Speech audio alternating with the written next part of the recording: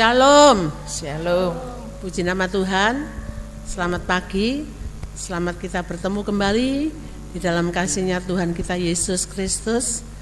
Tidak terasa kita telah memasuki bulan kedua pada minggu pertama.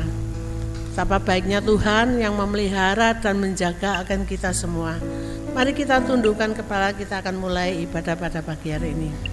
Bapa pengasih dan penyayang, Bapa yang kupanggil dengan nama Tuhan Yesus Kristus, pada saat ini ya Tuhan, Kau kumpulkan kami ke dalam rumah-Mu. Ini semua karena kemurahan kasih-Mu yang begitu besar, yang senantiasa Engkau berikan kepada kami semua. Pemeliharaan-Mu, penjagaan-Mu sepanjang minggu ini ya Tuhan.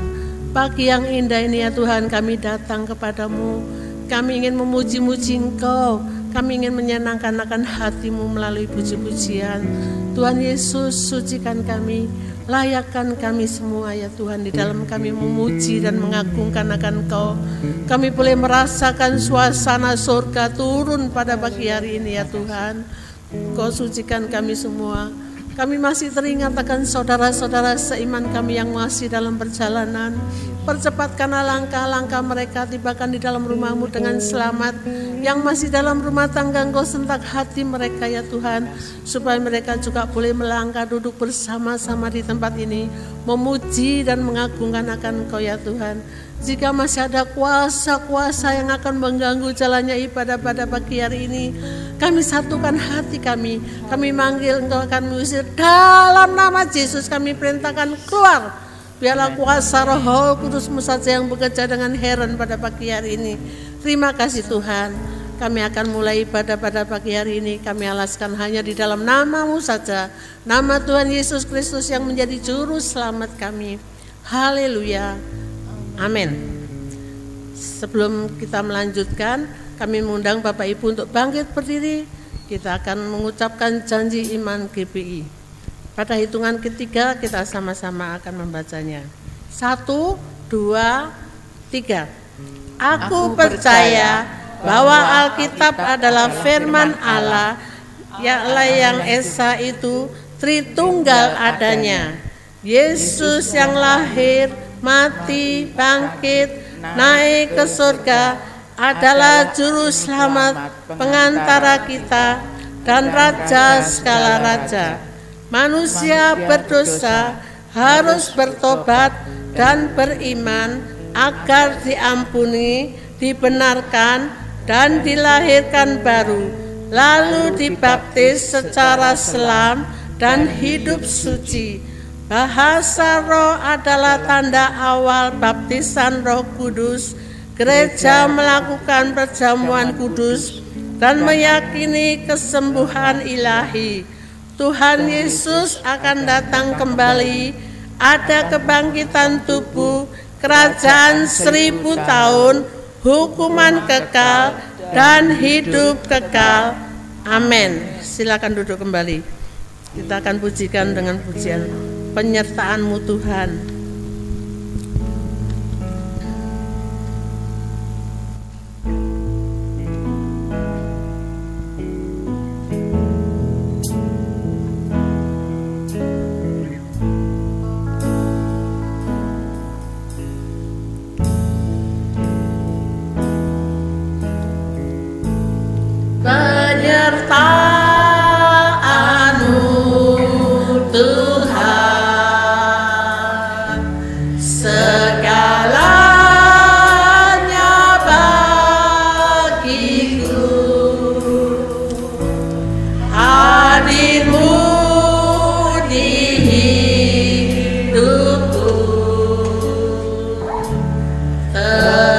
Terutama bagiku.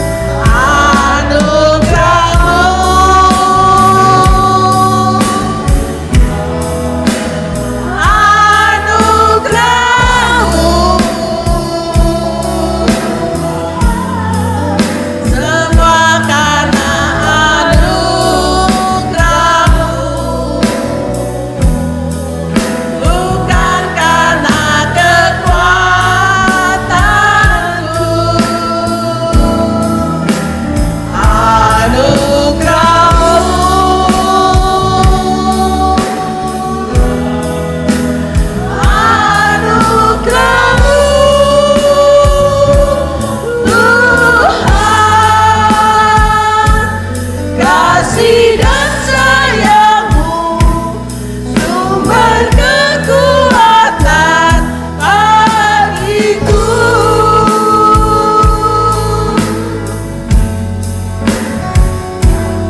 Kasih dan sayang-Mu sumber kekuatan bagiku.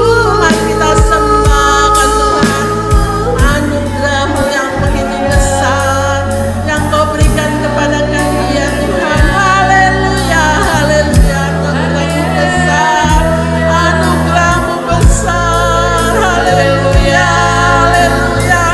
Penyertaan Tuhan yang luar biasa. Haleluya, haleluya. Kami punya Tuhan yang besar. Haleluya, haleluya. Terima kasih Tuhan, Kau baik Tuhan. Kami bersyukur mempunyai Engkau Tuhan. Haleluya, haleluya, haleluya, haleluya. Terima kasih Tuhan. Terima kasih Tuhan. Terima kasih Tuhan. Terpujilah Kau Tuhan. Terpujilah Kau Tuhan. Haleluya. Haleluya. Haleluya. Terima kasih Tuhan. Dalam nama Tuhan Yesus Kristus. Haleluya. Amin. Kita akan pujikan dengan pujian janji-Mu seperti fajar.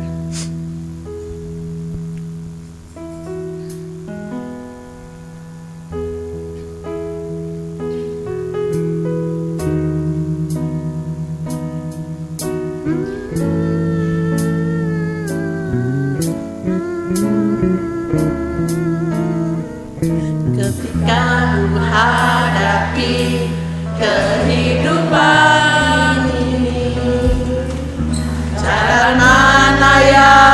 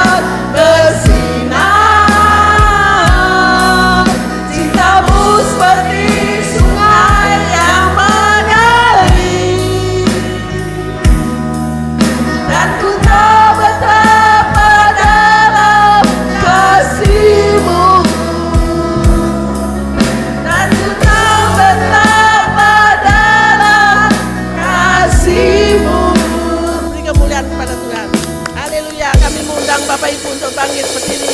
Kita akan bersama-sama memujikan dengan pujian Jalan Hidup Orang Benar.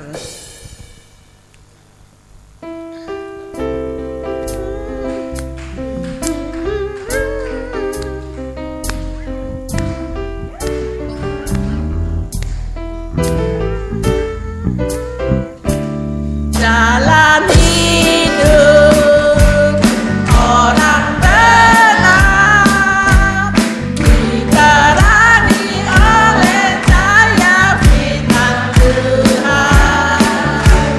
Jalan hidup orang benar semakin terang hingga lembang tengah hari. Apabila dia jatuh, tidaklah dibiarkan sampai tergeletak. Sebab tangan Tuhan jua yang menopangnya dan membangunkan dia kembali. Jalan hidup orang benar diterangi oleh cahaya firman Tuhan. Jalan hidup orang benar semakin terang hingga lembang tengah hari. Apabila dia jatuh, tidaklah dibiarkan sampai tergeletak. Sebab tangan Tuhan jualah yang menopangnya dan membangunkan dia kembali. Satu kali lagi. Jalan hidup orang benar diterangi oleh cahaya firman Tuhan. Jalan hidup orang benar semakin terang hingga lembang tengah hari. Apabila dia jatuh, tidaklah dibiarkan sampai tergeletak. Sebab tangan Tuhan jualah yang menopangnya dan membangunkan dia kembali.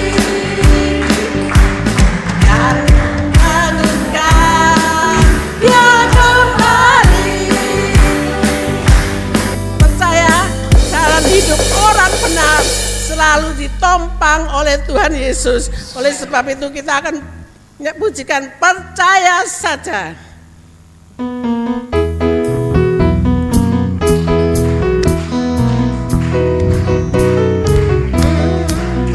Percaya saja, percaya saja, percaya pasti kita menang.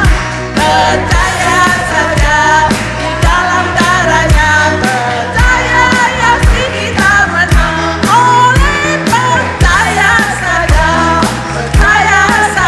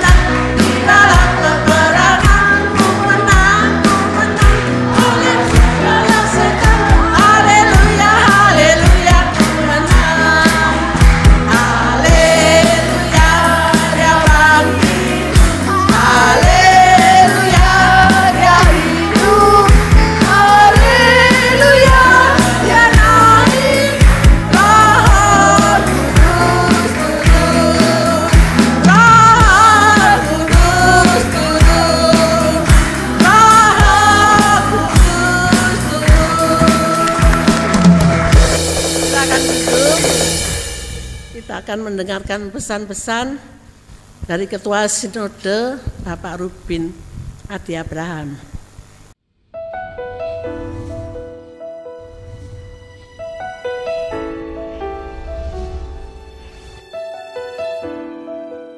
Shalom saudara sekalian, tema kita sepanjang Februari ini adalah iman yang hidup. Iman adalah hal yang sangat penting di tengah dunia yang penuh dengan goncangan. Untuk itu kita harus sungguh-sungguh percaya kepada Kristus dan firman-Nya sehingga kita bisa berdiri teguh menghadapi segala tantangan zaman. Roma 10 ayat 17 berkata, jadi iman timbul dari pendengaran dan pendengaran oleh firman Kristus.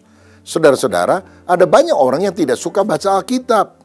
Sebab itu imannya kemudian menjadi terombang-ambing oleh perkara-perkara duniawi ini. Dan bahkan mereka bisa meninggalkan Yesus Kristus. Makanya kita harus memperkokoh akar iman dengan sungguh memiliki pemahaman akan firman Tuhan. Ada satu survei yang dilakukan oleh Barna Foundation di Amerika Serikat yang mencatat bahwa 37% pemuda Kristen berusia 18-35 tahun di dunia ini tetap mengaku Kristen, tapi sudah tidak menghadiri ibadah di gereja. Sedangkan di Indonesia angkanya 15%. Jadi banyak pemuda 15% yang dulu mengaku Kristen sekarang sudah tidak bergereja, walaupun tetap bilang bahwa dia orang Kristen. Nah, tetapi saudara, ada survei lain yang juga dilakukan oleh Barna yang menunjukkan bahwa pemuda Kristen yang masih ke gereja tetapi tidak memiliki kepercayaan inti tentang kekristenan di dunia itu angkanya 30%. Tetapi di Indonesia itu 64%. Dan ini tertinggi di dunia. Artinya masih ke gereja tapi nggak ngerti tentang kebenaran, nggak ngerti tentang dasar iman Kristen. Dan ini sangat memprihatinkan. Rupanya banyak orang Kristen di Indonesia Kristen nominal, Kristen KTP, cuma kartu tanda penduduknya saja yang Kristen, tapi orangnya tidak Kristen, saudara sekalian. Makanya tidak cukup kita hanya mengkhotbahi mereka seminggu sekali sebagai seorang hamba Tuhan, tapi jemaat itu perlu dimuridkan agar memahami dasar-dasar kekristenan. Siapa itu Yesus, bagaimana supaya bisa selamat, apa itu Alkitab, bagaimana kita penuh Roh Kudus, dan sebagainya. Jadi saya sangat mendorong sekali semua GBI mengucapkan pengakuan iman versi ringkas. Dibaca sebulan sekali bersama dengan jemaat, supaya jemaat itu ngerti inti-inti kekristenan yang kita yakini di GBI itu apa saja. Dan kemudian oleh hamba Tuhan dijelaskan dari waktu ke waktu butir-butir kepercayaan itu. Lewat khotbah minggu, lewat pemuridan, non-minggu dan sebagainya. Dan pengakuan iman ringkas itu bunyinya adalah, aku percaya bahwa Alkitab adalah firman Allah, Allah yang esa itu Tritunggal adanya, Yesus yang lahir, mati, bangkit, naik ke sorga adalah juru selamat pengantara kita dan raja segala raja. Manusia berdosa harus bertobat dan beriman agar diampuni, dibenarkan dan dilahirkan baru, lalu dibaptis secara selam dan hidup suci. Bahasa roh adalah tanda awal baptisan Roh Kudus. Gereja melakukan perjamuan kudus dan meyakini kesembuhan ilahi. Tuhan Yesus akan datang kembali, ada kebangkitan tubuh, kerajaan 1000 tahun, hukuman kekal, dan hidup kekal. Bila ini kita gaungkan terus dari waktu ke waktu, diharapkan para jemaat mulai mengerti kebenaran inti itu, dan kemudian ingin mendalaminya. Dan para hamba Tuhan juga melakukan pendalaman. Dan sudah ada buku pengajaran dasar GBI, sikap teologis GBI, yang menjelaskan detil-detil tentang pengakuan iman itu. Ayo rekan-rekan hamba Tuhan, baca dan kemudian ajarkan kepada jemaat. Informasi lain yang saya mau sampaikan adalah pada bulan Februari sampai Juni 2024 ini akan dilakukan sidang majelis daerah baik di Indonesia dan di luar negeri. Dan pada kesempatan itu juga boleh dilakukan pencalonan pejabat GBI, calon PDP dan PDM yang memenuhi syarat tata gereja tentunya sesuai dengan kuota, yaitu kalau ada 12-75 orang anggota jemaat, 1 pejabat gereja. 76 sampai 150 jemaat 2 orang. 151 sampai 225 3 orang pejabat. 226 sampai 300 maksimal 4 orang pejabat. Tetapi ada kebijakan dari BPP untuk memberikan kesempatan kepada generasi muda melayani sebagai pejabat GBI. Maka bila mana di gereja saudara ada pejabat GBI, entah PDP, PDE maupun PDT yang sudah berusia 60 tahun ke atas, itu tidak dihitung di dalam kuota. Ambil contoh, kalau jemaat saudara katakan 300 orang, kan ada 4 pejabat di sana. Ternyata pendetanya 62 umurnya, pendeta mudanya 65 misalnya. Maka mereka tetap dalam jabatannya, tapi boleh ditambah 2 orang lagi yang lebih muda usianya, sehingga mereka bisa mengikuti pencalonan sebagai PDP. Tentu ada persyaratan yang harus dipenuhi dan diklat yang dilakukan. Ini doa saya supaya seluruh jemaat bertumbuh sehat dengan pelayan-pelayan Tuhan yang terlatih, terdidik di dalam pemahaman firman, yang juga bisa mengajarkannya kepada seluruh anggota jemaat. Tuhan Yesus memberkati. Amin. Kita harus mempunyai iman yang hidup, iman yang teguh. Harus senantiasa membacakan firman Tuhan supaya kita semua boleh mengerti akan rencana Tuhan. Kami undang Bapak dan Ibu sekalian untuk bangkit berdiri. Tibalah saatnya kita akan menerima sebagian dari firman Tuhan. Kita akan pujikan dengan pujian anugerah-Mu mempesonamu beberapa kali. Dan mimbar selanjutnya saya serahkan kepada hambanya yang akan menyampaikan firman Tuhan.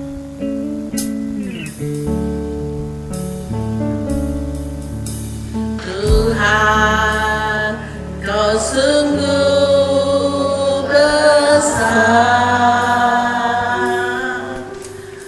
Kau sungguh ajaib,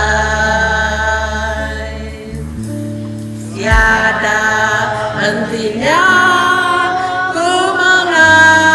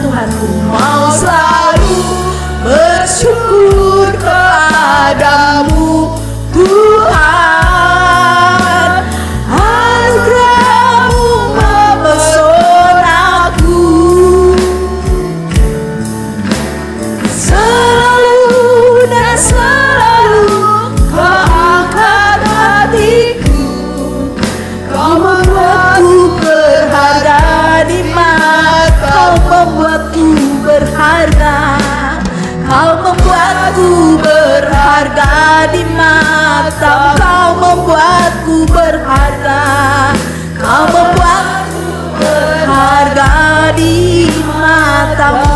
Amin. Haleluya, haleluya. Terima kasih Tuhan, Engkau Allah yang mengangkatku. Terpujilah namamu Yesus. Haleluya. Kami menikmati anugerah-Mu. Terima kasih Allah yang setia, Allah yang baik. Kami bersyukur Tuhan. Haleluya, glory. Haleluya. Kami muliakan Yesus, Allah yang besar. Terima kasih Tuhan. Haleluya. Tuhan Yesus baik. Besar anugerah-Mu bagi kami. Haleluya. Terima kasih Tuhan Yesus. Haleluya, haleluya. Bapa Surgawi, di dalam nama Tuhan Yesus Kristus, hati kami penuh dengan ucapan syukur dan terima kasih kepadamu. Nah, Engkau begitu baik dalam kehidupan kami. Engkau berikan kami kesempatan untuk ada di dalam rumah-Mu. Kembali kami diperbaharui lewat kuasa-Mu, lewat firman yang akan kami dengar. Ya Tuhan Yesus, biarlah Engkau Tuhan Yesus memakai hamba-Mu yang hina ini ya Tuhan, untuk menyampaikan isi hati-Mu ya Tuhan Yesus. Kami bersyukur Tuhan, Engkau sudah duduk di atas pujian penyembahan kami. Engkau memberkati hamba-hamba-Mu yang melayani kami dengan pujian penyembahan ya Yesus. Biarlah kuasa kasih-Mu dinyatakan, bahkan kami sementara akan duduk diam mendengar suara-Mu lewat kebenaran firman-Mu. Berfirmanlah Tuhan, sebab kami mendengar segala bentuk tipu muslihat iblis yang mau mengalihkan perhatian kami dari firman-Mu lewat pikiran-pikiran yang sia-sia, perasaan hati yang tidak menentu, penguasa-penguasa yang ada di tempat ini, di udara ya Tuhan, mengalihkan perhatian kami. Kami bersehati segala bentuk tipu muslihat iblis ini kami hancurkan di dalam nama-Mu, di dalam nama Tuhan Yesus Kristus. Enyahlah Engkau iblis, kuasa Allah saja, Roh Kudus-Mu saja kami luaskan bekerja dalam hati dan pikiran kami, menguasai seluruh keberadaan kami, bahkan di dalam ruangan ini. Biar suasana surga, suasana kerajaan Allah itu kami nikmati lewat kebenaran firman-Mu. Terpujilah nama-Mu Tuhan Yesus. Kami siap mendengar firman-Mu di dalam nama Tuhan Yesus Kristus. Haleluya. Amin. Puji nama Tuhan. Shalom Bapak Ibu Saudara sekalian. Puji nama Tuhan, kembali lagi kita ada dalam kebenaran firman Tuhan pada pagi hari ini. Kita bersyukur kepada Tuhan karena Dia begitu baik dalam kehidupan kita sekalian. Bapak Ibu, mungkin Bapak Ibu melihat pada pagi hari ini Ibu Gembala tidak ada. Percayalah bahwa Tuhan tetap ada di tempat ini. Amin. Karena sesuatu hal maka Ibu Gembala tidak bersama dengan kita, tapi kita tetap bawa dia di dalam doa supaya kita melihat kuasa kasih Tuhan itu semakin hari semakin dinyatakan di tempat ini, di gereja ini lewat pengembala ini, pengembala kita. Saya berterima kasih kepada Tuhan, kepada Ibu Gembala yang kembali mempercayakan saya lewat kebenaran firman Tuhan di pagi hari ini. Kita tahu bahwa firman Tuhan itu adalah Allah sendiri. Yohanes 1 ayat 1 di situ dikatakan, dan firman Tuhan adalah makanan bagi jiwa dan roh kita. Sebab itu jangan pernah bosan untuk makan dari firman Tuhan. Jangan pernah bosan untuk membaca firman Tuhan. Jangan pernah bosan untuk mendengarkan firman Tuhan. Karena firman Tuhan disampaikan membuat kita dibimbing tentang pengajaran, membimbing kita saudara dan saya kepada kehendak Tuhan. Firman Tuhan adalah kebutuhan mutlak dalam kehidupan saya dan saudara. Tadi kita sudah mendengar dari Pak Rubin Adi bagaimana firman Tuhan dibutuhkan. Jadi bukan Alkitab saudara atau Alkitab di HP yang ada di saudara, jangan didiemin aja ya, tolong dibaca.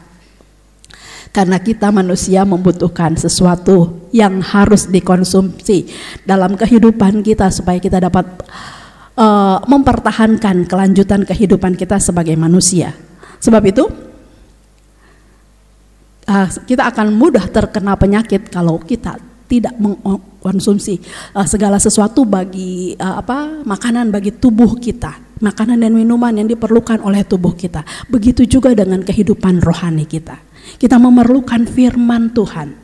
Kita tidak hanya membutuhkan makanan bagi tubuh kita saja, tetapi firman Tuhan katakan manusia tidak hidup dari makan dan minum saja, tapi dari kebenaran firman Tuhan. Kebutuhan rohani kita perlu diisi dengan firman Tuhan. Kita tidak akan kebal terhadap penyakit kalau kita membiarkan tubuh kita tidak diisi dengan hal-hal yang baik.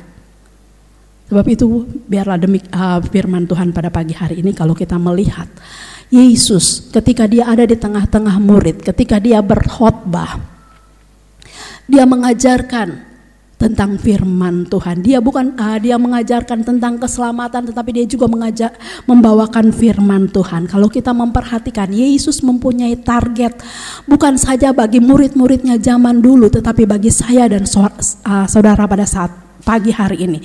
Kalau kita melihat di dalam Matius, kita akan melihat di dalam Matius pasal yang kelima tentang khotbah Yesus di bukit.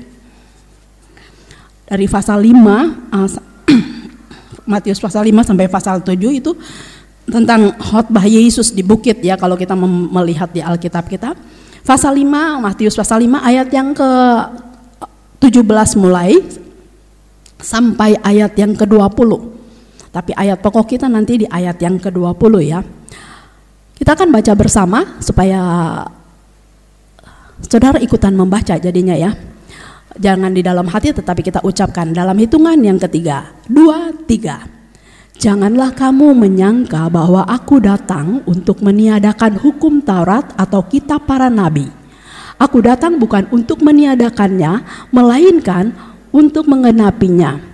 Karena aku berkata kepadamu, sesungguhnya selama belum langit dan bumi ini, satu iota atau titik pun tidak akan ditiadakan dari hukum Taurat sebelum semuanya terjadi. Karena itu siapa yang meniadakan salah satu perintah hukum Taurat, sekalipun yang paling kecil, dan mengajarkannya demikian kepada orang lain, ia akan menduduki tempat yang paling rendah di dalam kerajaan sorga. Tetapi siapa yang melakukan dan mengajarkan segala perintah-perintah hukum Taurat, ia akan menduduki tempat yang tinggi di dalam kerajaan surga. Maka aku berkata kepadamu, jika hidup keagamaanmu tidak lebih benar daripada hidup keagamaan ahli-ahli Taurat dan orang-orang Farisi, sesungguhnya kamu tidak akan masuk ke dalam kerajaan surga. Bapak Ibu Saudara sekalian, saya agak ngeri-ngeri sedap ya kalau membaca firman Tuhan ini, karena Tuhan Yesus ini, khotbah Yesus ini standarnya Yesus bagi kehidupan murid-muridnya pada saat itu. Tetapi saya percaya standarnya Yesus bagi murid-muridnya untuk hidup kudus, untuk hidup sesuai dengan firman Tuhan, itu juga menjadi satu syarat bagi kita untuk menempati tempat yang Yesus sudah sediakan di surga.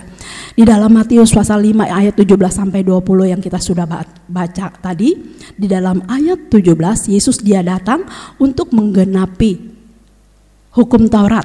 10 hukum Taurat, dia menggenapi hukum Taurat itu. Jadi bukan dia meniadakan hukum Taurat, tetapi dia menggenapi. Dan ayat yang ke-18, satu iota atau titik, satu koma atau satu titik dalam Taurat pasti akan digenapi, tidak boleh dihilangkan. Itu hanya hal yang sepele, cuman koma kok, belum titik. Kita kadang-kadang anggap enteng, anggap remeh, karena itu kan dibaca. Dan ayat yang ke-19 bagaimana mengajarkan, melakukan hukum Taurat, maka hidup kita di sini kita akan mendapat kedudukan yang tinggi di dalam surga. Kalau ketika melakukan dan mengajarkan, ini bukan kata saya loh Bapak Ibu Saudara, tetapi firman Tuhan Allah sendiri, firman Yesus sendiri bagi murid-murid dan bagi orang-orang yang ada pada saat itu ketika dia berkhotbah di bukit. Dan ini standar yang Tuhan inginkan kita capai. Hidup kita harus lebih benar dari ahli-ahli Taurat dan orang-orang Farisi. Kalau tidak, ya nggak masuk surga. Jadi dari sini kita dapat melihat, tadi saya katakan bahwa ini adalah perkataan Yesus sendiri ketika ia berkhotbah di bukit. Kita orang-orang yang sudah percaya kepada Yesus, lewat firman Tuhan ini kita sendiri diperingatkan, saya sendiri diperingatkan, saudara dan saya kita diperingatkan bahwa kehidupan kita orang-orang percaya kepada Tuhan harus lebih benar dari ahli-ahli Taurat dan orang-orang Farisi supaya kita masuk ke dalam surga. Di sini kita melihat, kalau kita perhatikan, kita harus hidup lebih benar. Ahli-ahli Taurat bukan orang yang tidak tahu firman Tuhan. Tetapi kalau kita melihat dari zaman Musa dulu, kalau saudara rajin baca, itu ahli Taurat dan orang-orang Farisi itu adanya biasanya di rumah di bait Allah. Jadi sinilah yang Tuhan ahli-ahli Taurat dan orang Farisi adalah mereka yang mempelajari kitab Taurat dan juga mempelajari kitab Musa lainnya. Mereka orang yang mempelajarinya. Di dalam Matius 5, di sini bagaimana cara kita supaya kita dapat lebih benar dan dari ahli Taurat dan orang-orang Farisi ini. Di dalam Matius pasal yang ke-5 tadi, ayat yang ke-19, bagian yang terakhir, di sini dikatakan, tetapi siapa yang melakukan dan mengajarkan segala perintah-perintah hukum Taurat, ia akan menduduki tempat yang tinggi dalam kerajaan surga. Jadi siapa yang mengajarkan, Bapak Ibu Saudara punya anak-anak? Saya tidak punya anak, tapi anak-anak rohani ada. Ya. Siapa yang mengajarkan dan melakukan, itu dikatakan mereka akan memperoleh tempat tinggi di dalam kerajaan surga. Jadi di sini kita melihat siapa yang melakukan, bukan orang yang tidak melakukan, tetapi orang yang melakukan yang akan masuk ke dalam akan masuk dalam surga. Dan di sini target dari Yesus adalah kita harus lebih benar dari orang-orang Farisi dan ahli-ahli Taurat. Ayat yang ke-20, ayat pokok kita di dalam Matius pasal yang ke-5. Di sini dikatakan, maka aku berkata kepadamu, jika hidup keagamaanmu tidak lebih benar daripada hidup keagamaan ahli-ahli Taurat dan orang-orang Farisi, sesungguhnya kamu tidak akan masuk ke dalam kerajaan surga. Jadi targetnya Yesus itu sangat tinggi. Untuk kita bukan kita melakukan firman Tuhan, kehidupan keagamaan kita ini harus lebih baik dari orang Farisi. Padahal orang-orang Farisi sendiri, ahli-ahli Taurat adalah mereka yang ahli dalam Taurat. Mereka mempertahankan Taurat, mereka hidup menurut Taurat. Tapi di sini kita lihat kenapa Tuhan memiliki standar yang harus lebih tinggi supaya kita ada di dalam surga. Di sini kita dapat melihat bahwa surga bukan tempat murahan, tempat ece-ece, tempat yang tidak ada harganya. Tapi surga adalah tempat di atas segala-galanya yang dapat dijangkau oleh manusia. Lewat apa? Percaya Yesus. Lewat apa? Melakukan firman Tuhan. Lewat apa? Lewat kita mengajarkan firman itu kepada orang-orang lain. Sebab itu di sini kualitas kita, orang-orang percaya dituntut untuk lebih dari ahli-ahli Taurat dan orang Farisi. Kalau dilihat dari kriteria pengiringan kita kepada Tuhan, pelayanan kita kepada Tuhan, kita tidak layak ada di hadapan Tuhan. Tidak layak untuk masuk surga. Tetapi kita bersyukur kepada Tuhan karena lewat Yesus kita ditebus. Kita diberikan kesempatan untuk memiliki, untuk ada dalam kerajaan surga. Dia sudah membiarkan, dia mati di salib ganti kehidupan saya dan saudara. Dia menebus dosa saya dan saudara. Ahli-ahli Taurat, kalau kita memperhatikan, adalah orang-orang yang diasingkan, ditersendirikan, dianggap lebih dari orang lain, orang kebanyakan pada saat itu. Mereka menghafal hukum Taurat, bukan hukum Taurat dari 1 sampai 10 saja yang ada, tetapi mereka juga mempelajari kitab-kitab Musa lainnya, mempelajari tafsiran dan lain-lain, tafsiran kitab Musa. Mereka adalah orang-orang yang dipandang baik dan luar biasa pada orang-orang pada waktu zaman Yesus itu. Dan mereka adalah pengajar-pengajar yang mengajarkan kepada orang-orang tentang Taurat, kitab Musa kitab Musa lain dan kitab Musa lainnya. Mereka adalah orang-orang yang kuat, yang begitu gigih, yang begitu kuat dengan sungguh-sungguh mempertahankan Taurat. Dan Yesus mengingatkan kita pada pagi hari ini untuk hidup lebih dari ahli-ahli Taurat dan orang-orang Farisi supaya kita dapat masuk surga. Kenapa sampai Yesus targetkan seperti ini? Sebab kalau kita memperhatikan di dalam firman Tuhan di dalam Matius pasal selanjutnya, pasal-pasal selanjutnya, maka ternyata ahli-ahli Taurat mereka hanya bisa pintar mengajarkan tetapi tidak melakukan. Ayat pokok kita di dalam Matius 5 ayat yang 20, kalau kita memperhatikan dari atas sehubungan dengan ayat ini, kita harus lebih benar dari ahli-ahli Taurat. Kita harus lebih benar berdasarkan suatu ketentuan yang ditentukan, yang ditentukan atau yang patokannya yaitu Yesus sendiri. Ukurannya dari Tuhan sendiri. Hidup keagamaan kita, hidup kekristenan kita harus sesuai dengan ketentuan yang dibuat oleh Yesus sendiri sehingga kita dapat hidup lebih benar.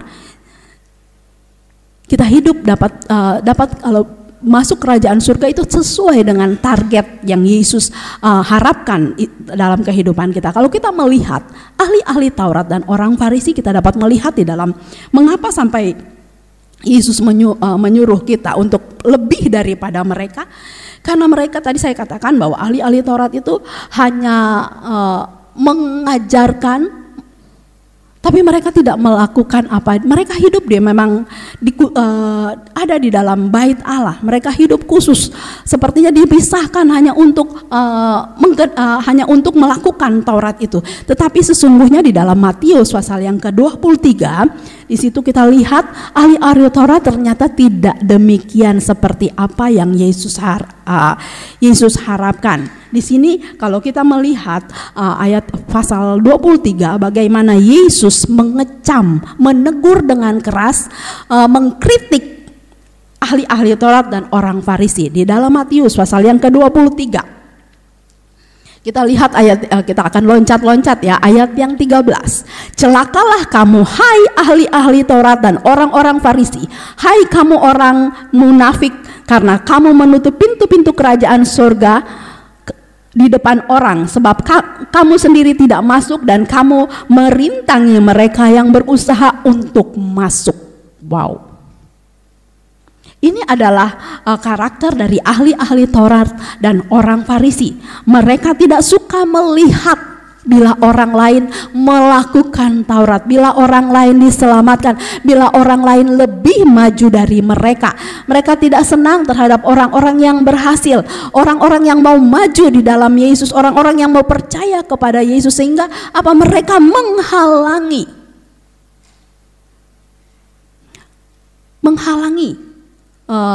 kepercayaan mereka untuk datang kepada Yesus. Di sini dikatakan Yesus mengecam. Tadi saya sudah sempat katakan mengecam adalah menegur dengan keras, mengkritik. Ketika kita dituntut harus lebih benar dari orang-orang Farisi dan ahli-ahli Taurat, supaya kita juga merubah pola pikir kita, bahwa kita mungkin selama itu kita menganggap ahli Taurat dan orang Farisi itu adalah orang baik. Tetapi kalau kita lihat di sini, waduh, ternyata sini Tuhan Yesus katakan sendiri, celakalah kamu hai ahli Taurat. Dan ada 8 celaka yang Tuhan ucapkan di dalam Matius pasal yang ke-23 ini. Di sini ayat yang ke-14, mereka memakai firman Tuhan untuk kepentingan pribadi mereka. Celakalah kamu hai ahli-ahli Taurat, ayat yang ke-14. Celakalah kamu hai ahli-ahli Taurat dan orang-orang Farisi, hai kamu orang-orang munafik, sebab kamu menelan rumah janda-janda sedang kamu mengalabui mata orang dengan doa yang panjang-panjang, sebab itu kamu pasti akan menerima hukuman yang lebih berat. Mereka tahu kitab Taurat, mereka tahu tafsiran dari kitab Musa lainnya atau kitab Taurat, tetapi mereka tidak melakukan. Mereka di ayat yang ke-13 mereka menghalang-halangi, dan di ayat ke-14 mereka memperalat Tuhan hanya untuk keuntungan pribadi. Ini ahli Taurat. Di dalam pasal-pasal selanjutnya saudara dapat membaca ya. Di dalam ayat 15 sampai dengan 18, orang-orang Farisi atau ahli-ahli Taurat, mereka mencari orang yang dapat diperdaya, dapat dirayu untuk mengikut mereka supaya tidak percaya kepada Yesus, sehingga membawa orang-orang ini masuk. Hanya ada 2 pilihan, surga atau neraka. Jadi nggak ada pilihan di tengah-tengah antara surga dan neraka, saudara, tergantung di situ, tidak ada.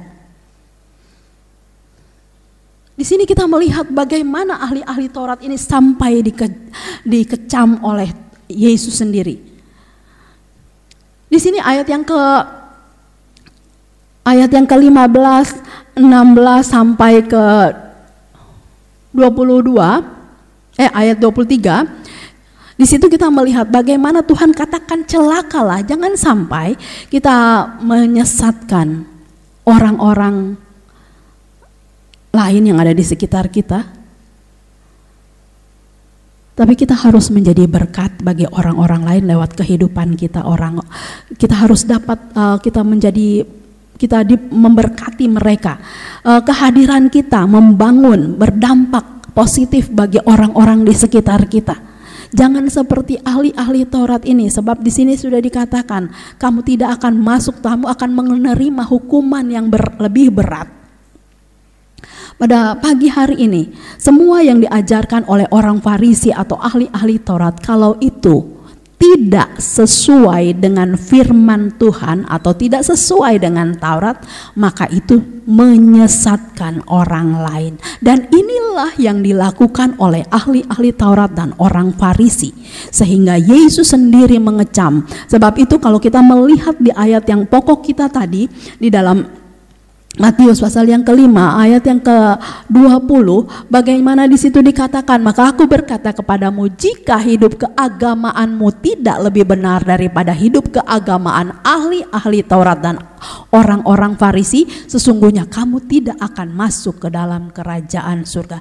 Jadi ada satu target yang Yesus targetkan bagi kehidupan saya dan saudara saat ini. Bapak Ibu Saudara sekalian, kita sudah dengar firman Tuhan pada pagi hari ini. Tadi saya katakan surga bukan tempat murahan. Tuhan menebus saya dan saudara dengan darah yang mahal, dengan darahnya sendiri, dengan mati tergantung di kayu salib. Tapi dia tidak tinggal mati, dia hidup. Dan Yohanes katakan saat ini dia sedang menyiapkan tempat bagi saya dan saudara.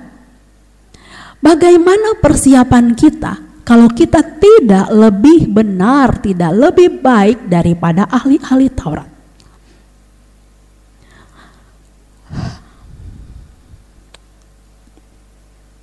Setiap saya membawa firman Tuhan, saya sedih. Tuhan, kenapa sih saya harus bawa firman Tuhan yang keras? Gak pernah, buat saya sendiri tuh gak enak.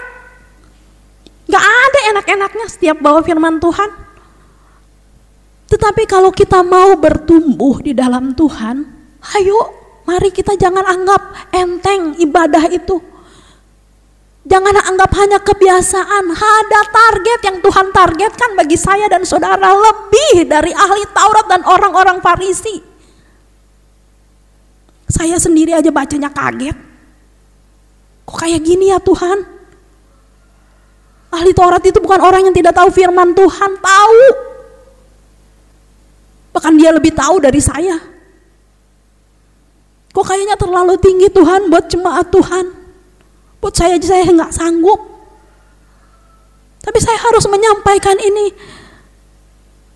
Karena Tuhan mau kita memiliki tempat yang Dia sediakan bagi saya dan saudara, yang di tempat yang Dia sediakan dengan cara Dia mati di kayu salib menebus saya dan saudara.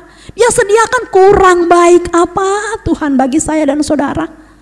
Terus saudara anggap surga itu murahan, nanti saya masuk, yang penting percaya Yesus saja, nanti saya mati juga masuk surga. Hey, baca nih Alkitab, baca, jangan didiemin. Ada target yang Tuhan targetkan. Saya takut loh Bapak Ibu Saudara untuk membawakan firman Tuhan ini. Dan di sini dikatakan hendaklah, kita mau melakukan dan mengajarkan di dalam Matius 5 ayat 19 supaya kita dapat mendapat kedudukan tinggi di surga. Jadi ada target yang Tuhan targetkan bagi saya dan saudara. Pada pagi hari ini, tugas firman Tuhan bukan bagi saya saja yang berdiri di hadapan saudara, tetapi firman Tuhan itu hidup dalam kehidupan kita. Saya percaya itu.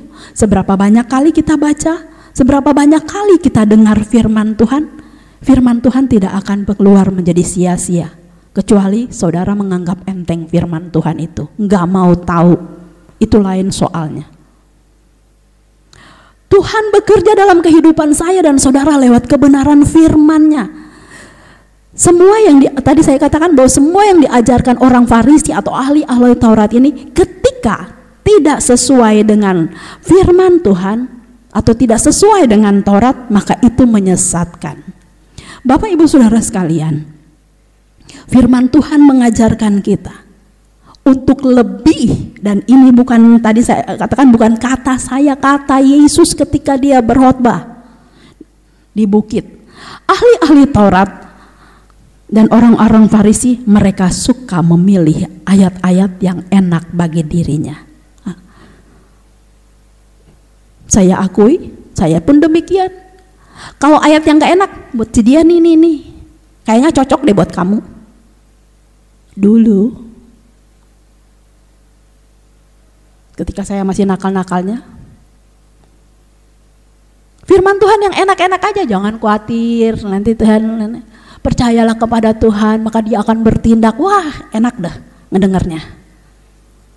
Tetapi ketika kita ada dalam firman Tuhan itu, ketika kita mengalami proses Tuhan saya nggak sanggup, kayaknya mau lari, tapi tidak, nikmati aja tuh proses. Tuhan sanggupkan kok, bukankah Tuhan katakan di dalam firman Tuhan bahwa pencobaan-pencobaan yang kamu alami adalah pencobaan yang biasa. Tuhan kasih kuat pasti selama kita hidup benar dalam kebenaran firman Tuhan. Dan di sini kita melihat bahwa target yang Tuhan targetkan bagi saya dan saudara dalam ayat yang ke-20 dalam Matius pasal 5, kita harus lebih benar dari ahli-ahli Taurat dan orang-orang Farisi. Bapak Ibu Saudara, tentunya di ayat yang ke-23, di pasal yang ke-23, Tuhan mengecam sebab inilah yang terjadi pada orang-orang ahli Taurat dan orang Farisi. Saudara, saya tidak membacanya semua, tapi saudara kalau sempat baca semua tuh 8 celaka yang ada di Alkitab dalam Matius, yang ada di Injil Matius pasal yang ke-23. Ketika kita seseorang atau ketika saya dan saudara ditegur, ditemplak oleh firman Tuhan, seringkali orang Manado bilang kita mulai merajuk, mulai ngambek, marah, protes sama Tuhan, kok bisa ya ini ada firman Tuhan kayak gini. Hal ini sama dengan ahli-ahli Taurat dan orang Farisi yang seringkali merasa lebih tahu, lebih pintar. Saat Taurat itu dibacakan, saat Taurat itu atau kitab Musa yang lainnya itu dibacakan, ketika firman Tuhan menegur, dan sampai di ayat yang ke-23, pasal yang ke-23 dari Matius, di situ kan Tuhan tegur dengan keras sekali. Tuhan mengecam menegur dengan keras, celakalah ketika kita diperhadapkan pada ini. Tuhan mau saya dan saudara ada di dalam kerajaan yang Dia sediakan. Sebab itu ketika firman Tuhan datang dengan keras, seharusnya kita bersyukur. Karena itu karena firman Tuhan mengingatkan kita, menegur kita, memperhatikan kita. Cara Tuhan memperhatikan kita lewat kebenaran firman-Nya. Karena Tuhan tahu setiap pribadi lepas pribadi kita. Saya mengenal saudara ketika saya melihat wajah-wajah saudara di depan sini dengan jelas. Tetapi hati saudara, saya tidak pernah tahu apa isinya. Pikiran saudara saja saya tidak tahu. Tetapi Tuhan, Dia mengenal saya dan saudara, dan ini kita melihat bahwa Dia sangat mengasihi saya dan saudara sehingga Dia mempunyai target bagi kehidupan saya dan saudara. Dia mau kita lebih benar dari orang Farisi dan ahli-ahli Taurat. Dia mau kita ada di dalam bagian kerajaannya, di tempat yang sudah Dia sediakan. Bagaimana kita dapat tumbuh dalam kebenaran firman Tuhan? Kalau kita mulai memilih-milih yang enak buat saya, yang gak enak buat orang, firman Tuhan itu. Yang enak didengar aja, biarkan dia masuk dalam hati kita. Tetapi yang tidak enak didengerin aja, gak usah ditanggepin. Bapak Ibu Saudara, pada pagi hari ini mari kita mau sama-sama menanggapi firman Tuhan. Kita mau berubah di dalam kebenaran firman, dengan kebenaran firman Tuhan. Bila kita mau bertumbuh dengan sehat di dalam Yesus, mari konsumsi rohani, konsumsikan rohani kita dengan kebenaran firman Tuhan. Dan kita izinkan kuasa Allah untuk bekerja dalam kehidupan saya dan saudara. Sangat target yang Tuhan harapkan, lebih dari orang ahli Taurat dan orang-orang Farisi, kita boleh ada di dalamnya sesuai dengan kehendak Yesus bagi kehidupan kita. Ahli-ahli Taurat dan orang Farisi adalah tokoh-tokoh yang tidak tulus. Apa yang diucapkan berbeda dengan apa yang mereka buat. Saya percaya kita jemaat yang ada di Sion, kita mau menjadi jemaat yang tulus dalam mengiring dan melayani Tuhan. Saya percaya ketika kita beribadah, kita berdoa satu dengan yang lain. Di rumah pribadi kita masing-masing, ketika kita berdoa, kita tetap berdoa. Ketika Tuhan, kalau saya berdoa, karena saya duduk di bagian belakang, biasanya saya suka ingat tempat duduknya ya. Orang-orang ini yang gak hadir. Jadi ketika saya berdoa, kayak apa ya? Kayak film, kayak bayangan gitu. Oh si ini gak ada si ini. Kenapa? Saya bukan orang yang suka besuk ya, sebab Bapak Ibu Saudara, bukan saya berarti saya tidak menghargai, tetapi saya ada otoritas itu ada pada Ibu Gembala. Jadi kalau tidak disuruh saya tidak akan jalankan. Dan panggilan saya dengan Ibu Gembala berbeda. Panggilan Ibu Gembala mengayomi sidang jemaat, sebagai pengembalaan, mengayomi domba-domba, tetapi saya penginjil yang datang dan pergi. Setelah memberitakan firman Tuhan, saya tidak merawat mereka. Pergi, yang penting mereka mau masuk di gereja mana terserah, itu ada di hati saya.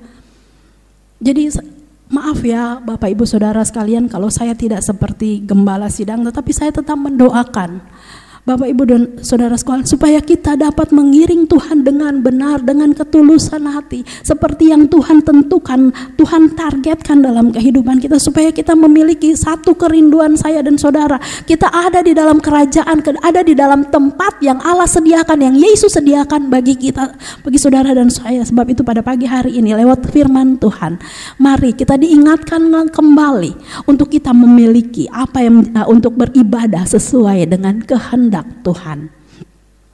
Ibadah yang sesuai dengan target, ibadah kita bukan hanya formalitas, tetapi ibadah yang sungguh-sungguh. Ketika kita datang kepada Tuhan, ketika kita datang memuji, menyembah Tuhan, kita memuji dan menyembah Tuhan dengan sungguh-sungguh, lewat permainan musik yang sungguh-sungguh kepada Tuhan, lewat pelayanan WL dan singer yang sungguh-sungguh kepada Tuhan. Kita akan merasakan, kita akan melihat kuasa Allah itu dinyatakan dalam kehidupan saya dan saudara. Demikian juga dengan sidang yang jemaat yang datang kepada Tuhan lewat ibadah-ibadah yang ditentukan, biarlah ada satu kerinduan kita lakukan ini bukan karena kita melihat satu dengan yang lain di sebelah kiri kanan kita sudah sungguh-sungguh, saya kok nggak sungguh-sungguh, tidak. Tetapi biarlah kita datang kepada Tuhan dengan kesungguhan hati, satu tujuan kita memandang kepada Allah, kepada Yesus saja. Kita mau sungguh-sungguh datang lebih dekat lagi kepada Tuhan. Kita mau menikmati, merasakan kuasa, kemurahan Tuhan itu, anugerah Tuhan itu benar-benar dinyatakan dalam kehidupan kita, nyata dalam jemaat Tuhan di tempat ini. Sebab itu pada pagi hari ini, kalau Tuhan Yesus memakai saya lewat kebenaran firman Tuhan, mari Bapak Ibu dan Saudara sekalian, kita diingatkan, kita bersyukur sama Tuhan bahwa kita masih diperhatikan oleh Tuhan. Ada target yang Tuhan tentukan untuk lebih daripada ahli-ahli Taurat dan orang Farisi. Pada pagi hari ini, biarlah kita mau sama-sama maju di dalam Tuhan. Kalau orang-orang ahli Taurat dan orang Farisi selalu mencekal jalan orang untuk maju masuk ke dalam kerajaan Allah, pada pagi hari ini kita diingatkan, kita tidak boleh seperti itu. Kita mau lakukan, melakukan firman Tuhan, kita juga mau mengajarkan firman Tuhan, supaya Matius 5 ayat 19 itu boleh menjadi bagian saya dan saudara. Dan target kita tercapai, karena itulah yang ditentukan Yesus bagi kita sekalian. Firman Tuhan sampai di sini, jangan bangga menjadi orang Kristen, dipuji oleh manusia karena kehadiran kita selalu ada di gereja tiap hari-hari ibadah, tetapi banggalah dengan pujian dari Tuhan karena kita diubahkan, kita semakin hari semakin berkenan kepada Tuhan. Yohanes 3 ayat 30, Yesuslah yang harus semakin ditinggikan, dibesarkan, sedangkan kita harus semakin berkurang-kurang atau semakin kecil di hadapannya. Puji nama Tuhan, hingga kemuliaan Allah saja yang dinyatakan dalam kehidupan saya dan saudara. Puji Tuhan, Bapak Ibu Saudara sekalian, kita hargai penebusan Tuhan Yesus yang sudah menyediakan saya dan saudara tempat. Dan biarlah kita mau beribadah kepada Dia dengan sungguh-sungguh sesuai dengan kehendaknya. Kita akan masuk di dalam doa. Saudara, kita sudah merasakan anugerah Tuhan yang besar. Tadi Tante Yeni sudah membawa kita dalam pujian. Anugerah-Mu, anugerah-Mu Tuhan. Betapa Dia baik dalam kehidupan kita. Kalau Dia masih menegur, kalau Dia masih mengingatkan kita, Dia mau kita sesuai dengan targetnya Dia. Ada dalam kehendak Tuhan. Dan lihatlah, ketika kita ada dalam kehendak Tuhan, Tuhan Yesus, Dia mengerjakan sesuatu yang luar biasa dalam pribadi lepas pribadi kita, mengubahkan kita, membuat kita semakin hari semakin lebih dekat kepada Tuhan. Haleluya. Kita katakan, anugerah-Mu, anugerah-Mu, anugerah-Mu, amin, haleluya. Anugerah-Mu, semua karena anugerah-Mu, bukan karena kekuatanku, amin. Anugerah-Mu,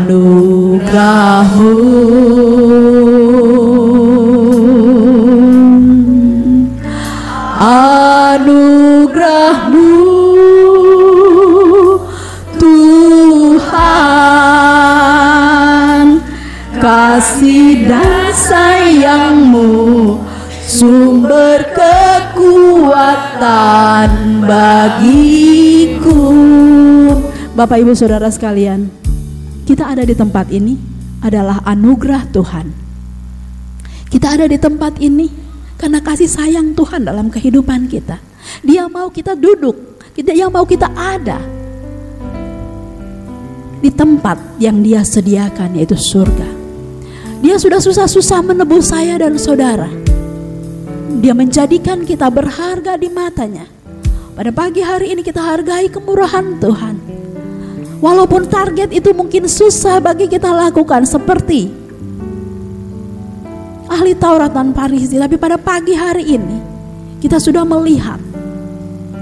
Jangan hanya tampak dari luar saja pengiringan kita kepada Tuhan, kita rajin beribadah, tapi kita tidak melakukan kehendak Tuhan. Pada pagi hari ini kita mau ubah pola pikir kita. Mari sama-sama kita minta kekuatan Allah, kuasa Roh Kudus untuk memampukan kita, saya dan saudara, untuk melakukan kehendak Tuhan. Dan bukan saja melakukan kehendak Tuhan, tetapi mengajarkan firman Tuhan yang benar itu bagi orang di sekitar kita. Haleluya, haleluya. Bangkit berdiri semua, kita katakan anugerah-Mu, anugerah-Mu, anugerah-Mu, amin, haleluya. Anugerah-Mu, amin. Yesus, terima kasih Tuhan. Semua karena anugerah-Mu, bukan karena kekuatanku. Amin, amin. Anugerah-Mu,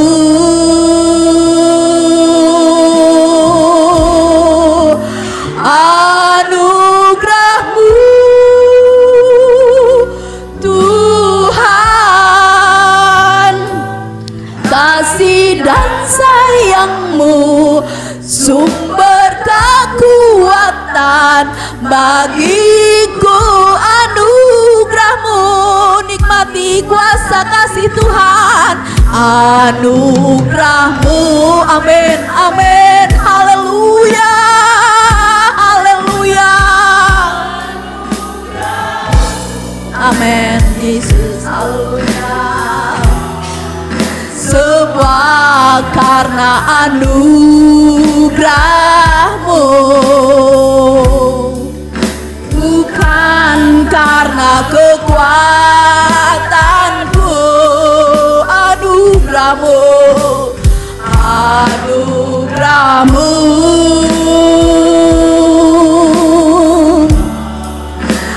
anugerah-Mu, Tuhan, kasih dan sayang-Mu, sumber kekuatan bagiku. Anugerah-Mu, haleluya, anugerah-Mu,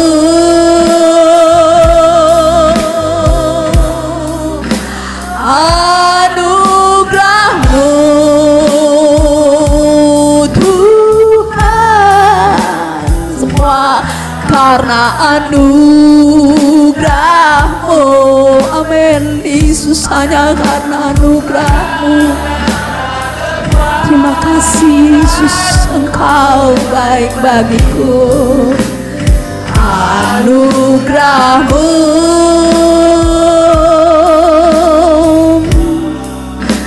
anugerah-Mu, Tuhan, kasih dan sayang-Mu, sumber kekuatan bagi kasih dan sayang-Mu, kasih dan sayang-Mu, sumber kekuatan bagiku. Terima kasih Tuhan Yesus. Kembali kami boleh menikmati kebenaran firman-Mu. Kami hidup karena anugerah-Mu Tuhan. Biarlah kami menghargai setiap pengorbanan Tuhan dan bagi kehidupan kami, keselamatan yang Kau berikan bagi kehidupan kami ya Tuhan, dengan cara kami melakukan kehendak-Mu dalam hidup ini. Terima kasih Tuhan, meteraikan firman-Mu. Hamba-Mu sudah selesai berkata-kata tentang kebenaran firman-Mu. Roh Kudus, Engkau bekerja lebih lanjut dalam pribadi lepas pribadi kami semua yang hadir di pagi hari ini. Biarlah firman-Mu yang sudah hidup itu berkuasa dalam kehidupan kami. Firman-Mu menyatakan kuasa kasih Tuhan dalam pribadi lepas pribadi, hingga apa yang Kau kehendaki terjadi dalam hidup ini, kami hidup Tuhan boleh layak ada dalam kerajaan-Mu, ada dalam surga seperti Engkau harapkan. Terima kasih Tuhan Yesus. Bekerjalah Allah Roh Kudus dengan cara-Mu yang luar biasa ajaib ya Tuhan Yesus. Dan kami percaya pada pagi hari ini ya Tuhan, kami akan Tuhan Yesus masuk dalam perjamuan kudus-Mu, biar kuasa-Mu dinyatakan dalam kehidupan kami. Terima kasih Tuhan Yesus. Bekerjalah Roh Kudus lewat kebenaran firman-Mu, nyatakan kemuliaan Tuhan, hingga kami boleh menjadi pelaku-pelaku firman-Mu yang Engkau kehendaki dalam hidup kami. Terima kasih Tuhan, dalam nama Yesus hamba berdoa dan mohonkan semua ini. Haleluya. Amin.